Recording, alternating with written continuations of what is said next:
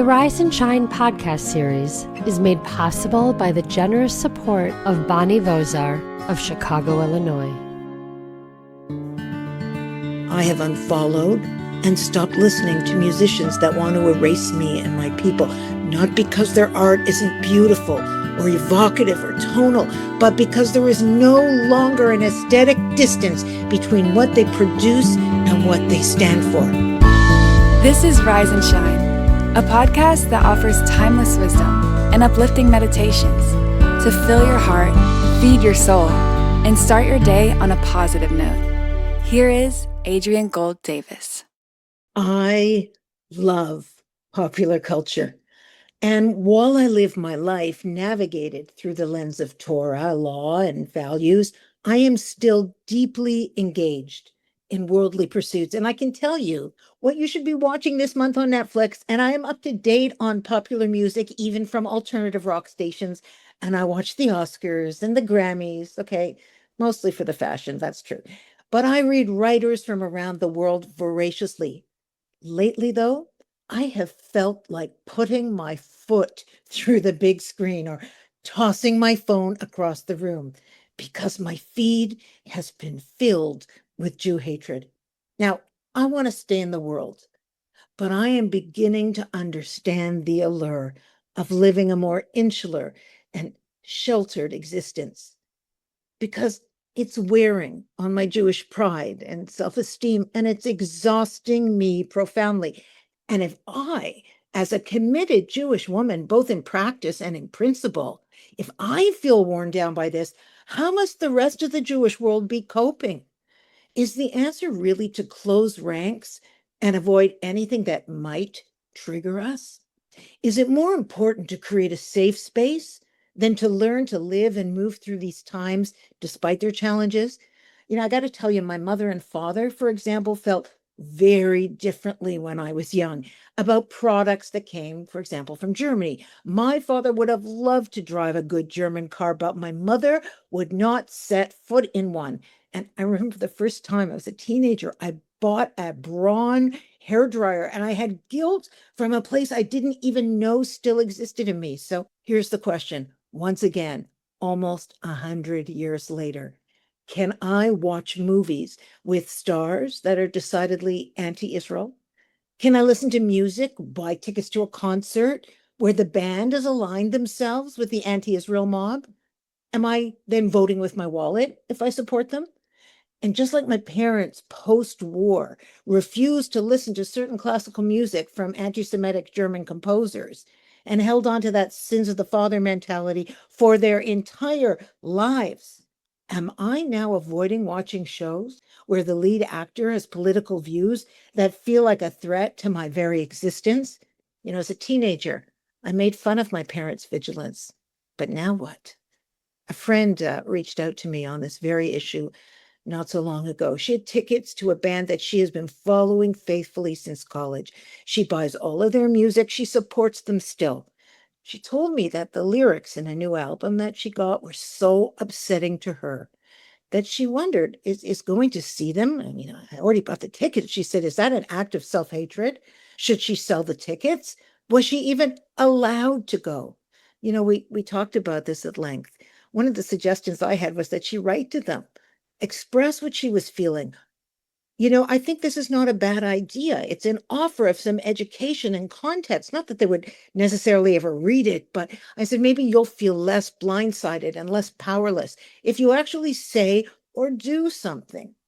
But these days, when actors and musicians have their own social media pages where they freely assert their opinions and politics outside of the roles they play, can we still separate the art from the artist?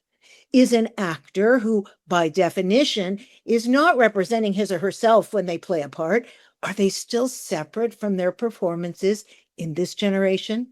I find it fascinating that even the actors themselves seem to be aware that fame that's acquired by virtue of the roles they play or the music they sing or the beauty they cultivate is what we say in Hebrew is hevel. It's nothingness. You see, no self-respecting performer these days is satisfied with fame if it obscures who they truly are, what they truly stand for. It's as if they suddenly know that without real depth and meaning, what they provide the world as entertainment will not sustain their very human need for meaning and substance. But since when do we take our news or our political wisdom or our alignment with folks who are not experts? Does an actor's fame mean that their politics are somehow more trustworthy? Are we that shallow of a generation that TikTok is our news source and we form our opinions and our positions based on the uninformed ramblings of someone who has a platform and isn't even remotely related to geopolitics or history? Some Jewish perspectives argue for boycotting artists or institutions that participate in anti-Israel boycotts, like BDS, for example. They frame this as choosing life and good by refusing to support those acting against Jewish interests. I get it. But other voices caution that boycotting can be used for wrongdoing and argue that in many cases, dialogue or focusing on positive actions like increasing mitzvahs is preferred over exclusion. On the most basic of levels, the conclusion that I've come to, it's this. If an actor wants to blur the lines between the fantasy and entertainment they provide me and who they truly are and what they truly believe, if they remove that third wall and they assert their hate for my people, then to me, they're no longer just artists or entertainers. Now, they're politicians. And in that case, I do vote with my feet, with my wallet, and with my conscience. Besides, it's very hard for me to enjoy a show where the politics of the performer is so writ large that for me it overshadows the character they're meant to be playing. And here's the rub. Well, at least for me it is. If my enjoyment of the entertainment is diminished by the very public nature of the performer, then why am I watching it in the first place? Just to annoy myself? When the BDS slaps a label on Israeli products in my local supermarket, I buy way more of it, sometimes all of it that's on the shelf. So it does stand to reason then that when an actor slaps his own label against Israel and Jews, I'm now going to buy less of them, as in none of them. The ADL, the Anti-Defamation League, said this. Let me read it to you. The Boycott, Divestment, and Sanctions Movement, BDS, is an international campaign aimed at delegitimizing and pressuring Israel through the diplomatic, financial, professional, academic, and cultural isolation of Israel, Israeli individuals, Israeli institutions, and increasingly Jews who support Israel's right to exist. Is celebrity endorsement of anti-Jewish sentiment any less a form of BDS? Now, this is my decision and mine alone. And the truth is, I'm going to really miss the next season of Bridgerton and of The Gilded Age. I have unfollowed and stopped listening to musicians that want to erase me and my people, not because their art isn't beautiful or evocative or tonal, but because there is no longer an aesthetic distance between what they produce and what they stand for. If they want to blur the lines between entertainment and reality, then the consequence of that virtue signaling is that I will erase the line. And it's not because we're such a demographic force. At 0.2% of the world's population, we make very, very little difference. But because the Torah teaches us that the Jewish people are above the stars, we're not bound by the conventions like demographics and number of stars and constellations. We are a nation whose mazal is tied to our relationship with our Creator. When we make our choices and do so with the awareness, the kavanah, the focus and concentration and intent that we take the first step, and then our Creator can split the sea. Then we're making the most important choice of all. We do our part, then God does his.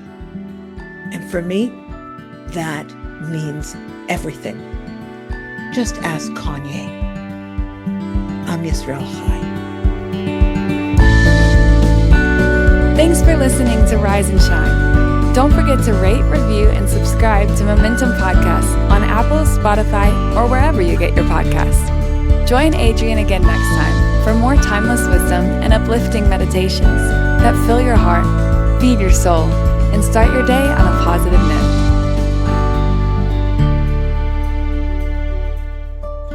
This podcast was made possible by the generous support of Bonnie Vozar of Chicago, Illinois.